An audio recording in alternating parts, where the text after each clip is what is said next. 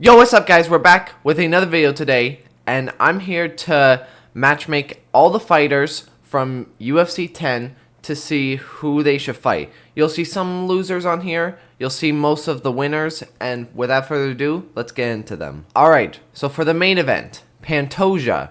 He submitted Kai Sakura, dominant performance. He then calls out Demetrius Johnson.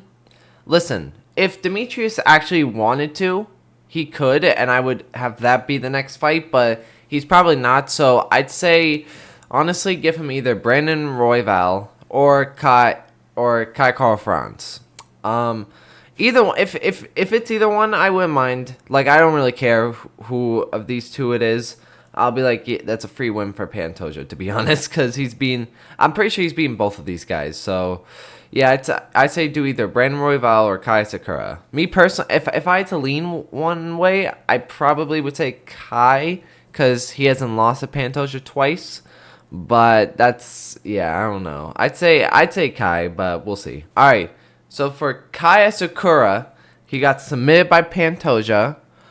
Here's the thing: if he wants to stay in flyweight, he could, but I think that he should move up to bantamweight, because he's just too big for that division. I feel like he's not like the tallest guy, but he's just too muscular big. Like, you get what I mean by that? Like, I feel like he's just too small and he's too frail in flyweight. In bantamweight, I think he would do a lot better. So and I haven't figured out who he should fight in bantamweight. I have some ideas, maybe a Kyler Phillips, Rob Font, guys like those, but we'll see. I don't think he should stay down flyweight, to be honest. He's just too frail when I look at him. Like, even though he rehydrated after the weight cut, he still looked too frail to me. So I'd say move up to bantamweight and fight some of the lower ranked guys and work your way up. Shavkat Rakhmonov. This is the clearest one to me. He should fight Bilal. He beat Ian Gary. I'd say give him a title shot. Whenever Bilal's ready, I'd say have them fight. If I had to think when they'll fight, they'll probably do after Ramadan, so we'll probably have to wait till like May or June or something for this fight. Maybe Bilal makes a quick turnaround, or we'll see what happens. But I think it'll probably be like May or June. Now for Ian Gary, it's a little bit interesting. I think there's a lot of good options you can make for Ian Gary, especially with the performance he had with Shavkat. I personally think he should fight the winner of Colby Covington or versus Joaquin Buckley. I think this is a good win for him to make a bounce back. If, let's say, Colby wins, I'd say 100% make that fight. And like for Joaquin Buckley, if Joaquin wins, I'd say still make the fight, but I feel like look for other options just in case. But I don't. But if Kobe does beat Joaquin, I don't think that he'll fight Ian Gary. I don't. But you never know. We'll see. We'll see what happens. I would like Kobe to win this fight, because then we could see Ian and Kobe fight. That would be such a big fight. I don't know why they're struggling to get that fight. It's literally such a big fight right there. So hopefully if Kobe wins, he fights Ian Gary. That's what I think. Okay. This is a joke, guys. This is a little bit of a joke, but honestly, I don't think he should fight Tom. Here's the thing. Heavyweight division's kind of like paused at the moment until we get Tom Aspinall and John Jones. Once that fight happens, then I'd say give the top guys the winner of Jones and Aspinall. But right now we're kind of on a pause. We're like on a stop until that fight happens. And here's the thing. With Ciryl gone, I mean, after that performance, I don't think Ciryl gone should, he shouldn't fight like Tom Aspinall or John Jones or something like that after that performance. If anything, Volkov should. And you'll see I gave Volkov like an actual fight for him. But I just put Shamil Gaziev on here because I thought it'd be funny. Like, this would be hilarious if this actually got announced, but this would obviously never happen, guys. This would never actually happen. But I don't know who you give Ciryl Gane. I just put Shamil Gaziev on here. Who knows, man? I mean, Shamil could beat Ciryl Gane. No, I'm joking, guys. I'm joking. All right, Alexander Volkov. he won that fight. I don't care. I'm not looking at that fight as a loss for Volkov. I'm genuinely not. He won that fight. I don't care I don't care if the scorecards say that Cyril won. Volkov won that fight. But with Volkov, he's in the same predicament with Gane, where they have to wait for Tom Aspinall and John Jones to fight before the division can move again. So for right now, I'd say do Volkov versus Curtis Blades 2. I think these two have fought. I don't 100% know. But regardless, I'd say have both of these guys fight. And this would be a good fight. This would be a good bounce back for Volkov on the so loss. And it would be a good bounce back for Curtis Blades since he got knocked out by Tom Aspinall. So I'd say this is a fun fight for both of these guys. Bryce Mitchell. Okay, Bryce Mitchell. I'd say Bryce Mitchell. Give him Aljamain. Listen, guys, hold on. Listen. Do I think Bryce Mitchell loses in this fight? I don't know. We'll see. I feel like after that loss from Aljamain to Movsar, that might change like Aljamain's mentality going into future fights. He might be a bit more worried, but who knows? I don't know. I think this would be a great fight. I think this would be a fun fight. This would be a good grappling scrapple. I just made up some word right there, guys. I'm so sorry, Jesus. But no, I think this would be a fun fight. Either this or do Giga Chikadze. One of the two, but I'm more leaning towards Aljamain because Aljamain lost and Bryce Mitchell won. So I'd say do this fight between the two. And when this fight would happen, I'd say probably do it in like April. I'd say April's a good time for both of these guys to come back. Either a fight night main event or on a pay-per-view or something like that. I think this is a good fight for both of them. Alright, now for Chio, I think give him Joranderson Brio. I think this is a good fight for both of them. I think this would be a scrap right here. I think this is like a violence fight right here. Even though Brio had a little bit of a stinky fight in his last fight, regardless, I think this would still be a great fight for both of them. I think this would be the winner of this fight. Even though Brio lost, I'm pretty sure he got robbed in that fight. A lot of robberies in the UFC, man. It's ridiculous, but I think the winner of this fight the winner of this gets to fight a ranked opponent. That's what I think for this fight. And I think you could do this in like March or something. I think that would be a fair enough time for both of them to come back. Probably on a fight night card or something like that. And it would be a good fight. It would be a really good fight, honestly. Alright, Dominic Reyes, boys. The title run continues. He beat Anthony Smith. He defied all the logic. No, I'm joking. I'm exaggerating. But with Dominic Reyes, he had a good performance. I feel like his chin is a lot better because he did eat some punches and he didn't look wobbled or anything. And for Dominic Reyes, I say give him Volkan Oezdemir. He's up in the rankings. Volkan's coming off a loss, and Volkan doesn't really have much like KO power. Obviously, he KO'd Johnny Walker, but that's Johnny Walker we're talking about. So I don't like Anthony Smith. Like the worst fighter could probably KO Johnny Walker. Like a flyweight could KO Johnny Walker. That's how bad Johnny Walker's chin is. So I'd say for Dominic Reyes, he's probably safe as far as him getting chinned is concerned. And I think this would be a good win for Dominic Reyes. This would put him back up in the rankings. This would be a great win for him as well. And I'd say do this in April as well, or maybe May. I don't know. We'll see. Because Dominic didn't take much damage. I feel like he should come back like in a couple of months or something. So I'd say have this fight in like March or April. Okay.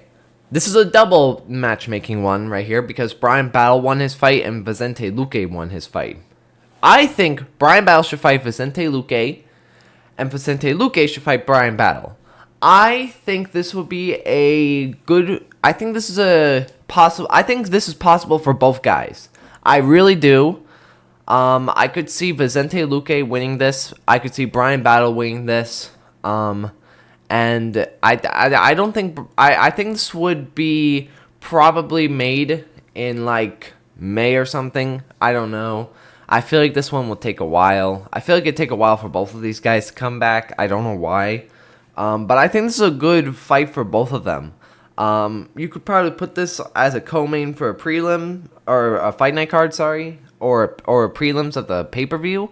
But I think this is a good fight for both of them. It's very winnable for both guys. It'd be a great fight. It would actually be a good fight this time, guys. Listen. Randy Brown and Brian Bell was not good, but this one will actually be good, guys. Trust me, guys. So I think this is a good fight for both of them. I'd say matchmake this, honestly. Movsar Evloev. He obviously beat Aljamain. I don't agree with that. But it was a close fight, and he got the win. So I think matchmake him. It's a little bit weird because I feel like you need to give him opponents who have... Like, don't give him Yair Rodriguez.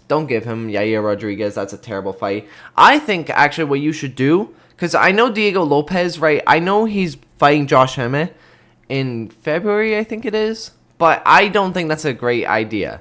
I think what you should do is have Yair fight Josh Emmett. Like, do a rematch. I don't care if they fought the first time. Just have them fight each other.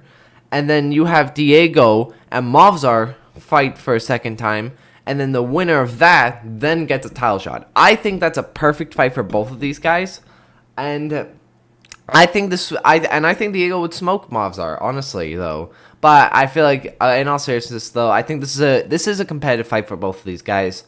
I could see Movsar winning, but I could see Diego Lopez winning, especially with how he's been performing recently. I'd say this is a good fight for both of these guys, and based on how long it takes for Movsar to come back for fights, he's probably gonna take another year off until he fights again and goes to another decision.